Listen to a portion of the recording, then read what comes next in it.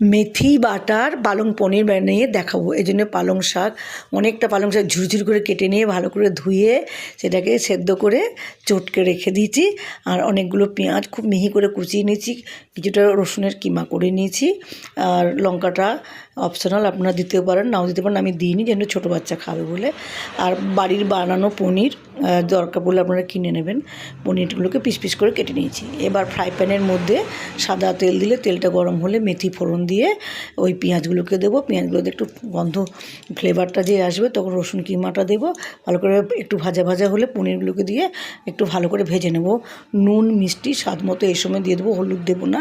তারপর একটু ভাজা ভাজা হলে পালং শাকটাকে দিয়ে দেবো। পালং শাকটাকে দেওয়ার পরে নেড়ে নেড়ে নেড়ে নেড়ে যখন বেশ মাখা মাখা হয়ে যাবে তখন ওটাকে বন্ধ করে ওপর থেকে বাটার দিয়ে নামিয়ে দিলেই রেডি হয়ে গেল মেথি বাটার পালং পনির।